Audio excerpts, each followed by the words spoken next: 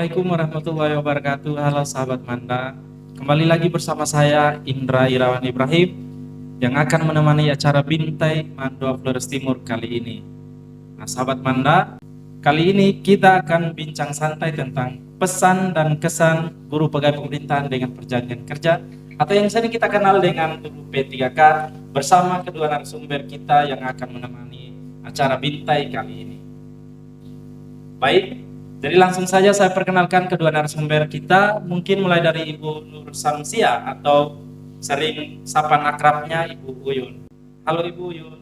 Halo Pak Indra. Bagaimana kabarnya Ibu? Alhamdulillah baik. Jadi sahabat Manda, Ibu Uyun ini merupakan salah satu guru P3K yang dimutasikan langsung dari jauh-jauh, dari ND, yaitu berasal dari Madrasah Sanawiyah Negeri 1 ND. Jauh-jauh juga ya Ibu ya, ke Flores Timur. Selanjutnya juga di sini ada Pak Ayub. Halo Pak Ayub. Halo Pak Indra. Sahabat Manda, Pak Ayub ini merupakan salah satu guru awalnya dari Mandua Flores Timur dan mengikuti seleksi P3K dan alhamdulillah beliau dimutasikan tetap di Mandua Flores Timur. Nah, sahabat Manda, kita kembali lagi ke tema Bintai kita kali ini. Mungkin saya mulai dari Pak Ayub nih.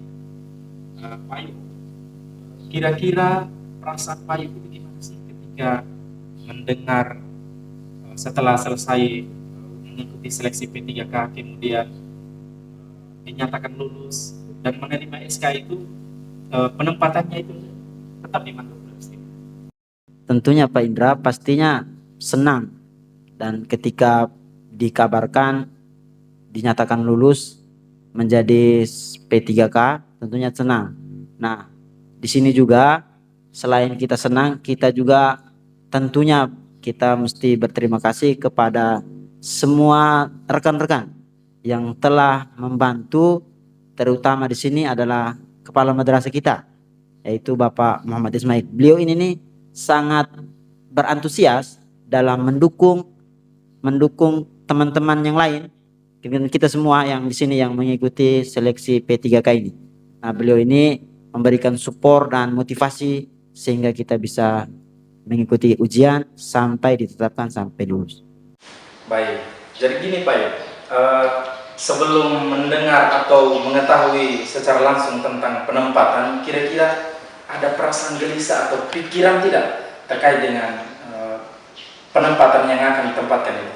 Terkait dengan penempatan, pada awalnya itu kan pasti dari dalam hati pasti deg-degan. Saya ini kira-kira ditempatkan di mana? Kemudian apakah masih di mana atau di mana? Di mananya juga jauhnya di mana? Mungkin tidak di Pulau Flores, mungkin di Pulau Sumba atau Timur atau mungkin Alor. Pasti rasanya pasti deg-degan. Tapi kembali lagi, kita sebelum mengikuti seleksi P3K, kita sudah menandatangani surat pernyataan siap ditempatkan di mana saja. Jadi kalau memang mungkin tidak ditempatkan di mana, pasti mau tidak mau harus siap. Jadi begitu Pak Indra. Jadi paling tidak kepikiran itu ada Pak ya? Siap, pasti ada. Karena memang sahabat Manda, untuk P3K kali ini itu kebanyakan penempatannya itu di luar daerah yang sangat jauh, sehingga mungkin bisa membuat Pak Ayub itu kepikiran. Oke sahabat Manda, kita beralih ke Ibu Uyun.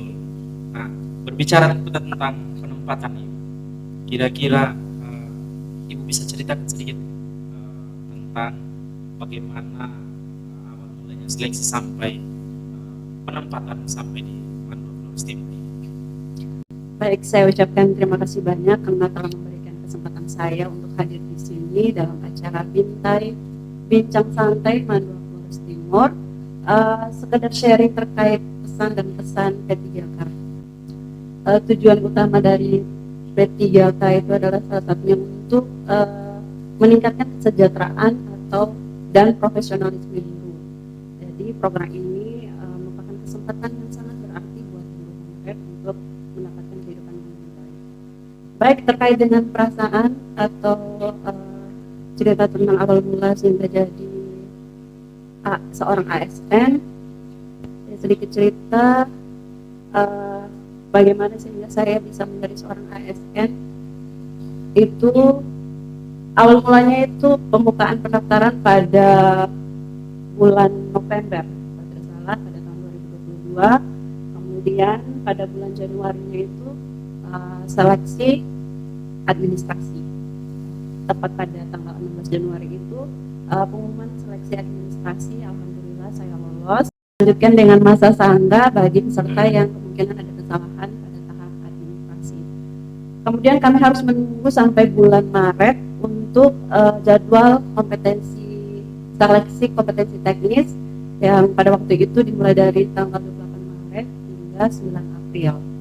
Setelah itu pada tanggal 12 April kami mengikuti seleksi kompetensi tambahan, yaitu moderasi beragama. Kemudian tepat pada tanggal 28 April kami mendengar berita kelulusan. Alhamdulillah, sekali lagi saya ucapkan saya lolos menjadi seorang ASN P3K setelah beberapa kali mengikuti tes CPNS. Alhamdulillah ya. Alhamdulillah. Setelah itu kira-kira jenjang waktu untuk mendengar SK atau penempatan ibu mereka itu berapa lama itu? Baik, sekitar bulan Agustus itu kira-kira minggu kedua kami diminta untuk mengecek MySap, ya. Di situ kita bisa melihat informasi posisi di mana kita ditempatkan. Jadi di madrasah itu kami ada 16 orang, jadi hampir sebagian besar sudah mengecek informasi di MySap.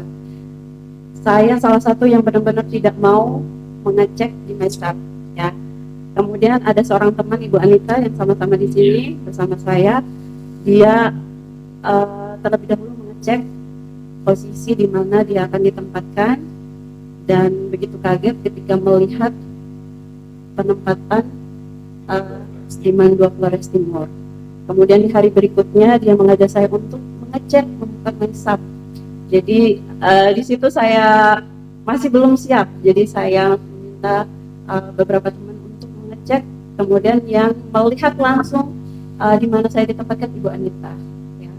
Setelah dia melihat tempat satker yang akan saya tempatkan itu histeris. Dia histeris antara bahagia dan sedih sambil meluk saya karena kami sama-sama ditempatkan di Mandua Flores Timur. Berbicara tentang Mandua Flores Timur, kira-kira setelah mendengar penempatan di Mandua Flores Timur, itu perasaan ibu mereka itu gimana? Apakah langsung mengecek media sosialnya Mandua Flores Timur atau bagaimana?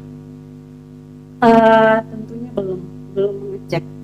Di situ kami terdapat gejolak di Masih dalam kepikiran hati, gitu? kepikiran karena sebelumnya tidak pernah melangkah jauh ke Flores Timur. Belum. Berarti ini yang pertama kali. Jangankan Flores Timur, tetangganya Ende saja mau merah belum saya lihat. Jadi itu begitu menjadi sebuah beban pikiran karena harus meninggalkan keluarga. Tetapi ketika kita melihat lagi bahwa itu adalah tujuan kita mendaftar P3K dan kita sudah menandatangani surat perjanjian yang dibubuhi baik. Jadi di situ baru saya sadar bahwa itu konsekuensi yang harus saya hadapi dan saya harus ambil apapun kemudian apapun beban yang harus dipikul harus jalani dulu. Jadi itu yang harus saya hadapi. Berarti sudah ada perjanjian kerja yang jadi mau tidak mau penempatan dimanapun itu tetap terima ya. Harus diterima. Ya, baik. Mungkin saya ke Pak Ayu. Gini Pak Ayu, kita kembali ke belakang sedikit terkait dengan awal mula seleksi P3K. Mungkin Pak Ayu bisa ceritakan sedikit. Oke, baik. Terima kasih Pak Indra.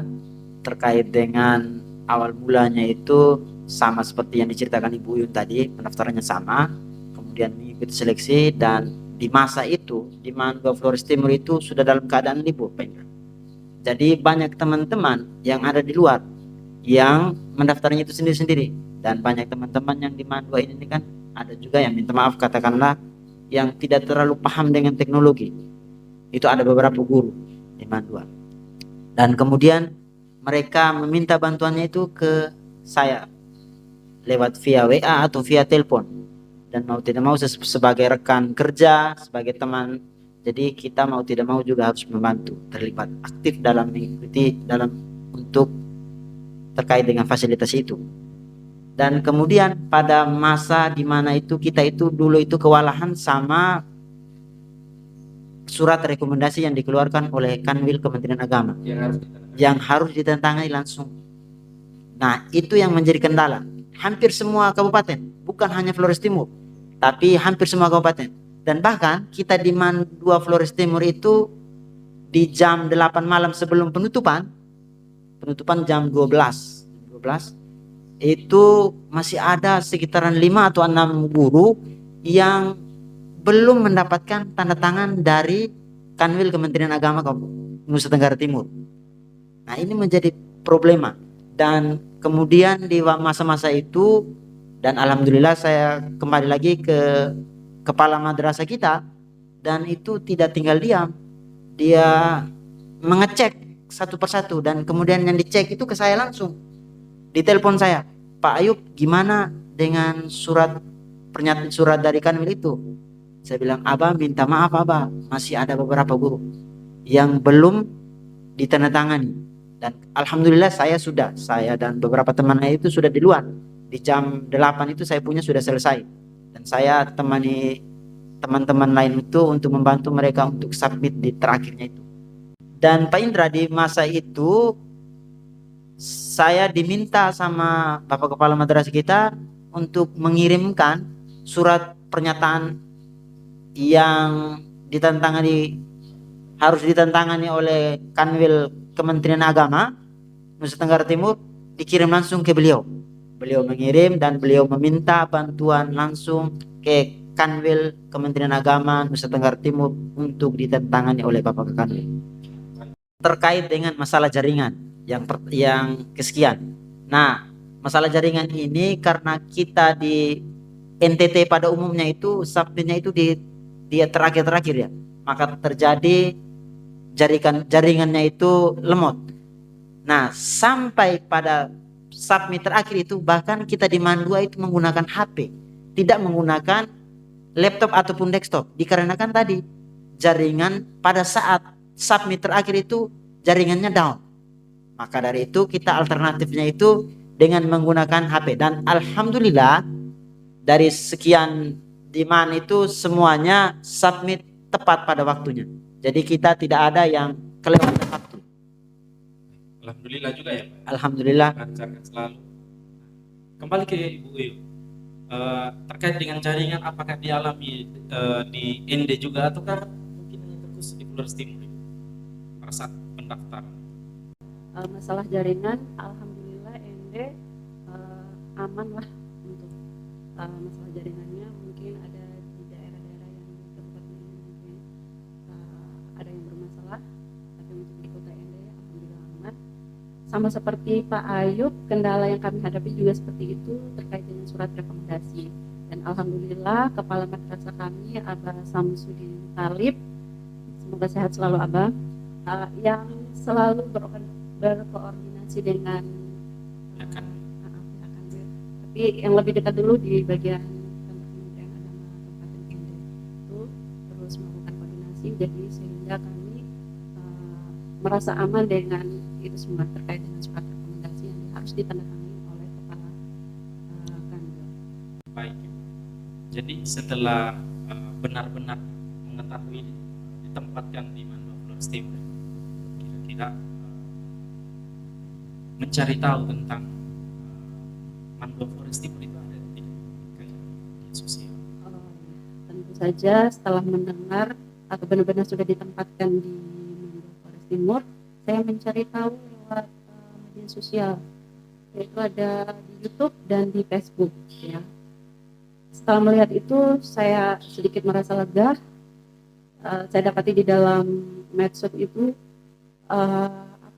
kegiatan-kegiatan positif yang banyak dilakukan oleh Man 2 Flores Timur. Berarti setelah ngecek tidak ada terbebani rasa gitu. Baik sahabat Manda, mungkin saya masih bertanya dengan Bu In. Ketika pertama kali datang ke Amakera, terkhususnya di Mandua Flores Timur. Dengan melihat kondisi geografis yang sangat kita lihat, ada yang di atas, ada yang di bawah gedungnya, itu kira-kira perasaan Ibu gimana? Baik, sebelumnya saya sedikit berbagi cerita dulu. Awal mula berangkat di sini, sebenarnya saya bersama Ibu Anita sama-sama bersepakat untuk datang ke sini pada tanggal 3 September.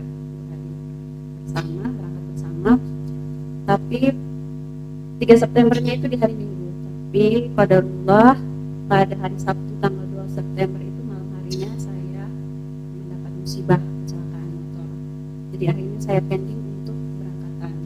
Jadi saya harus benar-benar melakukan perawatan dan pemulihan itu sekitar 2 minggu. Ibu Nita dulu. Ibu Nita berangkat duluan.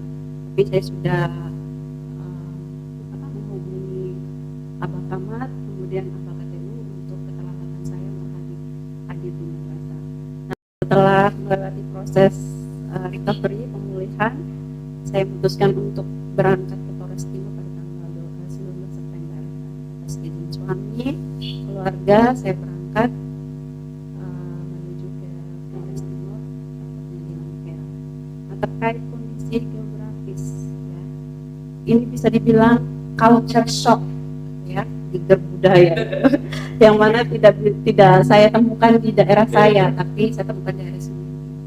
Jadi sahabat saya yang mengutip dari seorang penulis Samopan, mungkin dia mengutarakan ada 4 tingkatan orang yang melewati culture shock. Yang pertama itu dia optimistik, dia sebelum dia datang ke daerah itu dia merasa bahagia, senang. Kemudian dia melewati fase munculnya masalah kultural, ya, salah satunya letak geografis itu. Nah, saya sempat berada di posisi itu. Kemudian ada yang ketiga itu fase pemulihan, recovery, yang mulai memahami budaya, baik letak geografis, nilai-nilai budaya yang ada di sini, dan yang terakhir itu adalah masa penyesuaian.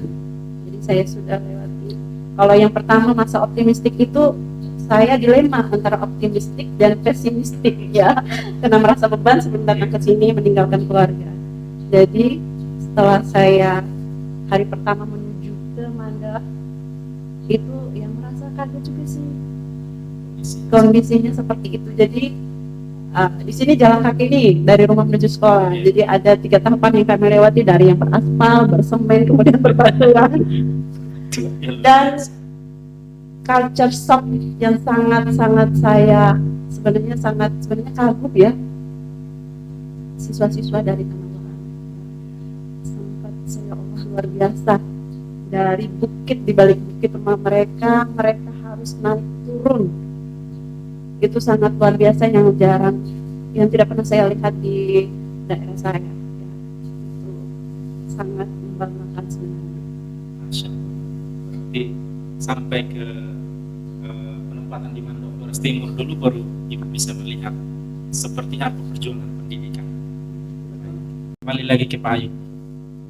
Pak Ayu, kira-kira responnya istri itu gimana sih ketika sebelum mendengar penempatan dan setelah mendengar penempatan tetap di Mandua Flores Timur?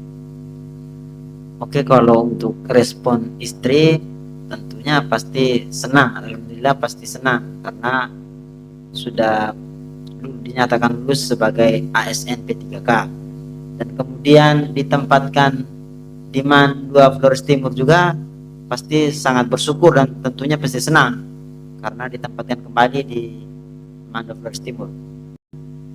Dan alhamdulillah kita ditempatkan kembali di Mandua Flores Timur. Nah, di Mandua tentunya kita bersyukur kepada Allah Subhanahu wa taala yang telah memberikan anugerah kita dinyatakan lulus P3K dan kemudian ditempatkan di sini. Saya ini kan orang tua saya, kalau mau dibilang orang tua saya kan di ND. Tapi awal mulanya pasti maunya penempatannya di sana, tapi Tuhan berkehendak lain dan saya dinyatakan di sini. Dan kemudian istri saya kan aslinya di sini.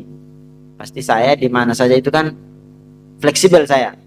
Kalau di ND juga alhamdulillah, di sini juga alhamdulillah, kita terima saja. Baik, pada intinya selalu bersyukur dan selalu bersedia ditempatkan di mana saja, ya Pak. kalau kita berbicara tentang Mandua Flores Timur, kalau untuk siswa ini kan Pak Ayub mungkin sudah terbiasa dengan siswa-siswi Mandua Flores Timur. Ini saya kembali lagi ke Ibu Yuni. Mungkin Ibu bisa ceritakan kesan hari pertama bersama guru dan juga siswa Mandua Flores Timur. Baik. Saya masih ingat jelas itu pada hari Rabu, ya. Saya datang pertama kali di Mandua Flores Timur.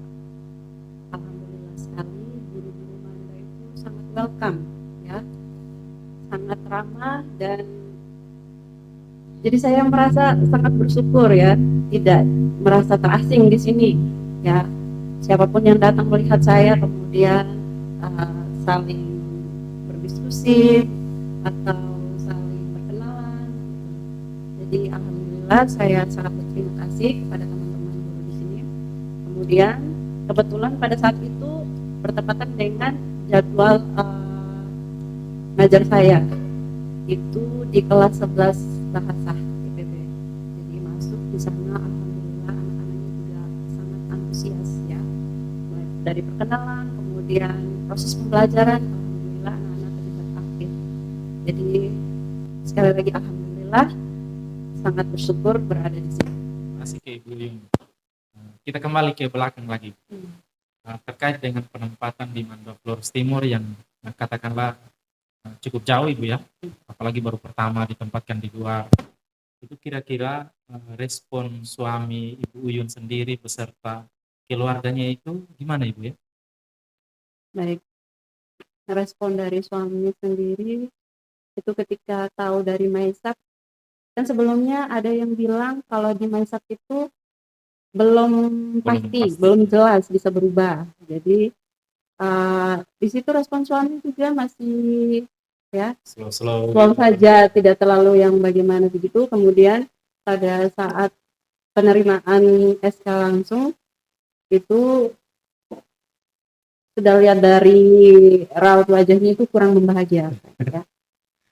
Sepertinya tidak setuju, ya, tidak mengizinkan. Tapi ketika kita melihat lagi ke belakang, ada salah satu surat izin dari suami atau istri mengizinkan untuk bertugas dimanapun berada, gitu. Akhirnya sama-sama meyakinkan. Jadi alhamdulillah respon beliau alhamdulillah sudah mengizinkan, benar-benar mengizinkan. Kemudian dari keluarga, kalau dari keluarga sendiri di rumah itu hanya ada mama dengan adik, ya. Kebetulan bapak sudah meninggal, jadi justru saya yang mengkhawatirkan mereka, ya, mengkhawatirkan mereka. Jadi saya juga beri penguatan kepada mama untuk tetap sehat, kemudian adik-adik juga untuk tetap memperhatikan mama. Nah, Bapak Ibu berdua kemarin kan sempat mengikuti orientasi guru nih, guru P3 beberapa hari di Adonara kalau tidak salah, ya, di MTS Negeri 1 Flores Timur. Kira-kira selama ikut orientasi itu apa yang Bapak Ibu dapatkan? Saya mulai dari Pak Ayub. Oke, baik Pak Indra. Untuk orientasi itu sebenarnya itu yang di Adonara itu bukan yang pertama, tapi kita pernah ikut yang secara daring online. Itu yang kedua. Ya, itu yang kedua. Nah, MOC kita ikut yang pertama itu MOC, dan kemudian mengikuti ujiannya, uji kompetensinya, dan kemudian dapat sertifikat untuk MOC. Dan kemudian dilanjutkan sama dari BDK Denpasar. Nah, ini sedikit saya ceritakan sedikit terkait dengan yang di BDK. Sebenarnya itu kita langsung ke Balai Diklat Keagamaan Denpasar. Namun karena satu dan lain hal ini adalah masalah finansial. Orang di BDK Denpasar itu memaklumi kita yang baru lulus P3K ini, dikarenakan katakanlah belum ada uang lah untuk kita berangkat ke BDK Denpasar. Dan kemudian mereka mengantusias untuk mereka yang berkunjung ke masing-masing wilayah kabupaten kita masing-masing. Dan selama 4 hari itu, kesan saya itu selama mengikuti itu, kita bersama Ibu Made. Ibu Made itu sangat semangat orangnya, dan kita diberi ilmu tentang nilai dan etika terkait dengan P3K, pegawai pemerintah dan perjanjian kerja. Baik. Jadi kurang lebih 4 hari Pak ya. Kembali ke Ibu Uyun nih. Jadi selama 4 hari mungkin ada hal-hal tertentu yang didapatkan selain daripada yang diceritakan oleh Pak Ayub. Baik, kegiatan orientasi pengenalan nilai dan etika untuk pegawai pemerintah dengan perjanjian kerja tentunya ada hal yang sangat krusial ya, dan sangat manfaatnya sangat banyak untuk kita para ASN P3K, yaitu di sana kita diajari tentang penerapan nilai-nilai dasar atau community course tentang ASN berakhlak. Ya, di situ ada beberapa poin, ada 7 kalau tidak salah, berorientasi pelayanan, kemudian akuntabel, kompeten, harmoni, loyal, dan lain sebagainya. Dan itu sangat manfaatnya sangat besar. Dari poin-poin ke-7 nilai itu sangat besar manfaatnya bagi kita, dan harapan bagi pemerintah kepada kita itu untuk dapat mengaktualisasikan dan dapat menerapkan selama kita jadi ASN P3K. Dan hal yang paling sangat membahagiakan ketika kita bertemu dengan teman-teman yang dari berbagai daerah berkumpul di situ. Jadi itu momen yang sangat berharga untuk ikut orientasi. Baik Ibu. Insya Allah ya Ibu, Pak Ayub. Semoga apa yang didapatkan selama orientasi berlangsung selama kurang lebih 4 hari, ilmu-ilmu yang didapatkan bisa diimplementasikan dengan baik selama menjadi aparatur sipil negara. Nah, untuk pertanyaan penutup nih Pak dan juga Ibu, kemarin kan ada beberapa teman guru kita yang mengikuti seleksi P3K. Kira-kira harapan Pak dan Ibu sekalian dengan teman-teman guru kita yang mengikuti seleksi P3K gimana? Mulai dari Pak Ayub saja. Oke, baik, terima kasih Pak Indra. Tentunya harapan kita semua, bukan hanya saya, tentunya kita berdoa kepada Allah Subhanahu wa taala mereka diberi kemudahan dalam mengerjakan soal-soal sehingga mereka juga mendapatkan hak yang sama seperti yang dialami saya dan Ibu Nur Samsiah, dan mereka dinyatakan lulus. Amin, amin. Dari Ibu Yun sendiri gimana? Dan untuk teman-teman yang mengikuti tes CP3K, saya berharap khususnya untuk teman-teman yang dua Flores Timur ini agar bisa fokus dalam mengikuti tesnya, tes yang kedua ini, kemudian bisa lolos, bisa menjadi seorang ASN P3K yang terbaik. Untuk teman-teman saya di MTS Negeri 1 ini juga. Amin, amin.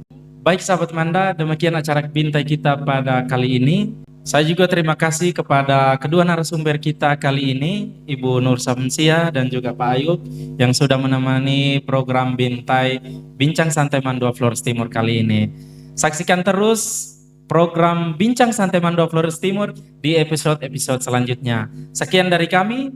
Assalamualaikum warahmatullahi wabarakatuh. Waalaikumsalam warahmatullahi wabarakatuh.